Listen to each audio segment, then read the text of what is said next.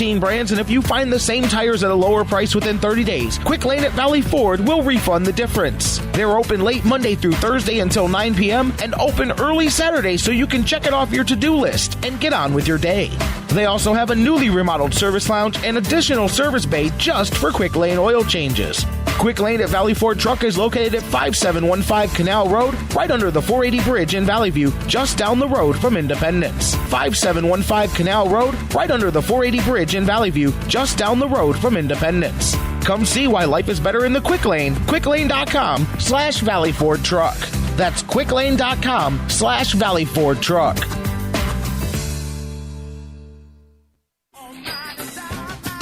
Business owners and professionals, do you want to take your business, your product, your team, your event to the next level? You want to advertise right here with the Sports Fix. Our listeners are among the most loyal listeners, terrestrial or internet. The Sports Fix universe is not only the radio show, but tens of thousands of fans on Facebook and Twitter. Email me, Jerry Myers, thesportsfix@AOL.com. That's thesportsfix@AOL.com. And let me help you swing for the fences and hit it out of the park right here on the Sports Fix. Portions of the Sports Fix brought to you by Harry Buffalo. Harry Buffalo, join the herd. News break. Good morning, I'm Bob Picozzi. We have some breaking news. The NCAA has agreed to create a $70 million fund similar to that recently proposed by the NFL to cover the diagnosis and treatment of concussions and brain injuries in current and former college athletes. It's part of a preliminary agreement to settle a class action lawsuit filed by former players. The NFL preseason begins Sunday when the Giants meet the Bills. New Giants offense coordinator Ben McAdoo wants Eli Manning to set as a goal completing 70% of his passes. Coach Tom Coughlin wholeheartedly agrees. Oh, I think that number has always been used by this offense as a standard. You know, not that it's been accomplished that many times in history, but it's a goal, just like any other goal. And if someone is to achieve that percentage, it'd be a pretty good offense. Manning completed 57% of his passes last season. Washington attorney Michelle Roberts has been elected by the NBA Players Association as its new executive director. She becomes the first woman to ever serve in that capacity of a major sports union. Barbecue fans, get to Subway for the barbecue oven roasted chicken melt. Now the featured footlong. It's topped with melty Monterey cheddar, sweet and smoky barbecue sauce, and made the way you say with all of your favorites on freshly baked bread. It's the $6 footlong special. Subway, eat fresh. You're listening to the Sports Fix.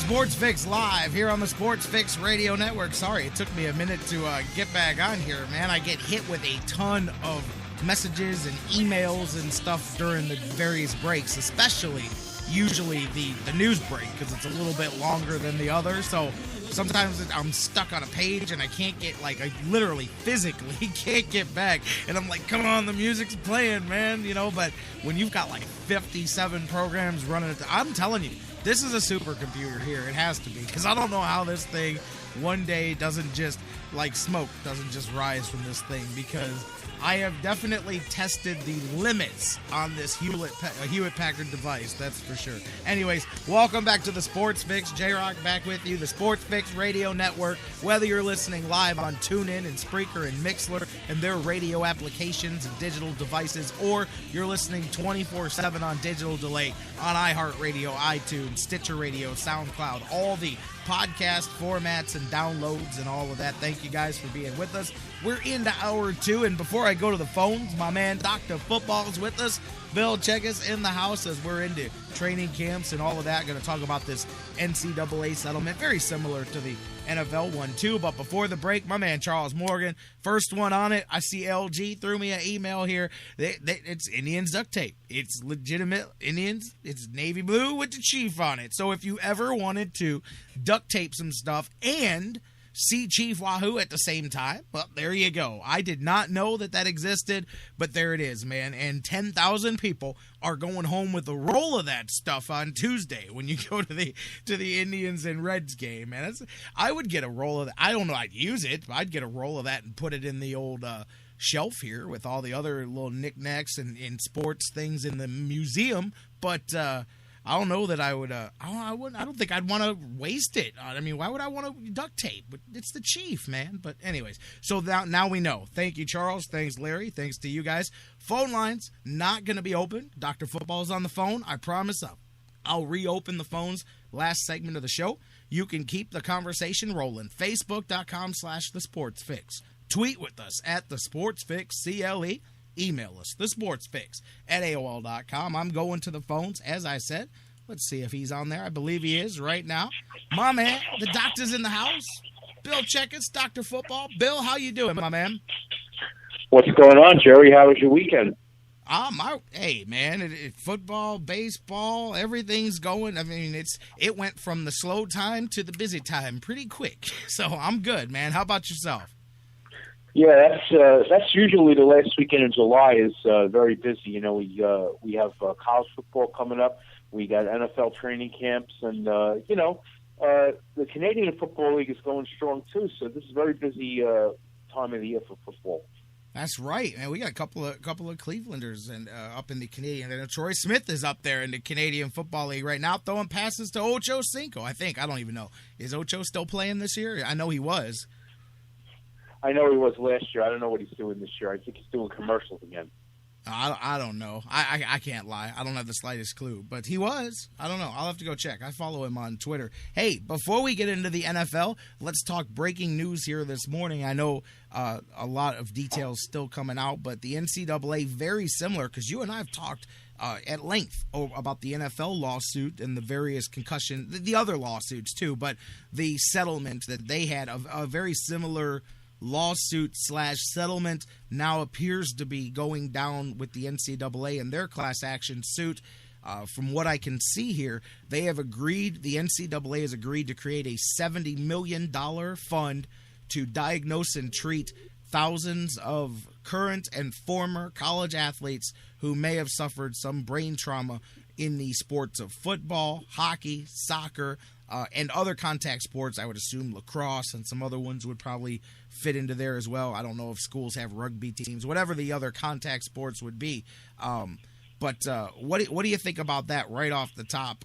Hearing about that, and you know, I'm assuming it's very similar to the NFL one. Anybody who played in those sports they're wrapped up into class action, right? They're able to get some help and get some treatment or whatever. Well, it is, Jerry, and it isn't. And okay, you know, this is per Rachel Axon of USA Today. This was 3 p.m. Eastern. There'll be a press conference, I believe. $75 million for medical monitoring and research. Now, where it's different from the NFL is that the players, Judge Lee must first give preliminary approval to each individual settlement. Okay, so he has to look at each settlement, and some of these suits are sitting there 3 years.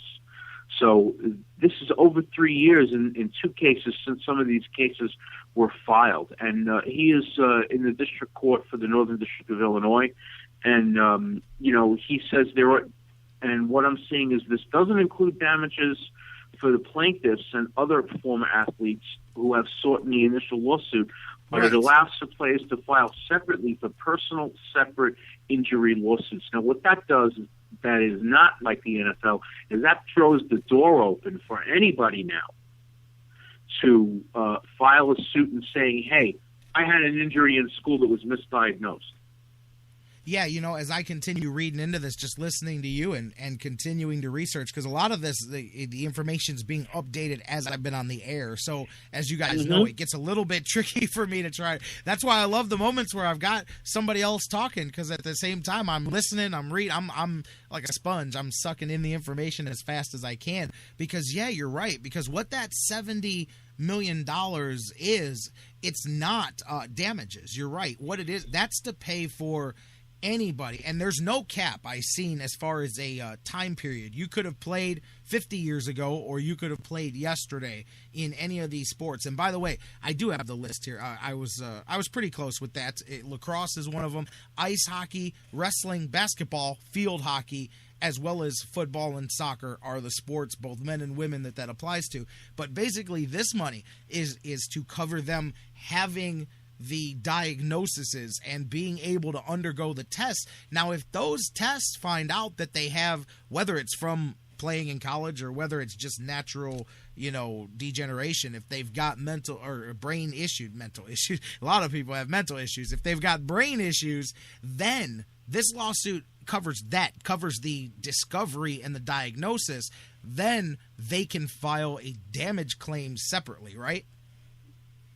Right. Now, my only issue with this is that they've set up a 4-person medical science committee, and Robert Cantu is one of the medical officers involved. And, it says here he's a leading concussion expert and the medical director of the National Center for Catastrophic Sports Injury. But part of that is that he's also been involved with a lot of the NFL cases. And I'm not so sure I want a guy who's been involved with NFL cases ruling on NCAA medical cases so quickly. But other than that, I don't really see anything bad in here yet. I'm looking at some of the numbers here, and you would think that when you hear $70 million, that at first you're thinking, oh, that's damages and everything. And then when we clarify that this is simply money put aside for the diagnosis process of these guys, and you go, well, how could that much money be needed? I'll tell you, just looking at these numbers here, and this is simply for the years of 2004 to 2009. The NCAA released figures as part of this that stated that just during that 5-year period of 04 to 09, 29,225 NCAA athletes were documented as suffering concussions during sports. 16,000 of those were in football, almost 6,000 in women's soccer, and nearly 3,500 in men's soccer. Those were the leading categories of sports that had the concussions. But that's a small 5-year window. And you've got nearly 30,000 athletes who are documented can say, hey, I suffered a concussion while I was in college and at this university playing this sport. So multiply that by the entire time of the NCAA and the number of athletes there. That now you can see how just in diagnosis, $70 million can go pretty quickly, because we are talking about a staggering number of people. Yeah, and that's the thing here. And they focus on a couple of guys here, and they focus on a couple of the lawyers, because this is across several different law firms. One of the players is Adrian Arrington, who's a player from a couple of years ago, is one of the plaintiffs of the settlement. And another one is Andy Nichols from the University of Pittsburgh. He's from San Diego State, and Andy Frank Morris from the University of Pittsburgh. They're two of the lead plaintiffs in the case. In Frank Moore's case, he's saying he's had memory issues since his sophomore year, and that he had a concussion that was not only never diagnosed correctly, but never treated correctly. So this is where you've got guys, Jerry, that are having trouble functioning in normal society. And this is what some of the. Go ahead. Go ahead. No, go ahead. It's on you, man. Go ahead. I was going to say, this is what the suit is trying to clear up. This is when the lawyers say this is an epidemic of a problem. This is what they're talking about. You have thousands of guys who played college sports walking around, and they're walking into telephone poles. They're crossing a street against red lights because their brain is not sending the correct signals to their motor system, and that's from getting hit in the head too many times. You're listening to the Sports Fix, Doc Football, J-Rock. We're talking right now a little bit about the breaking settlement here this morning with the NCAA and the $75 million fund that's been put together for some of these former athletes, for all former athletes of any contact sports, to go get diagnosed and find out if they have a damage claim, and then they can go forward. I mean, there's a lot more of this still to come out. As I said, no cutoff date. Who knows how long this could go? And I'm with you. I read some of those. I read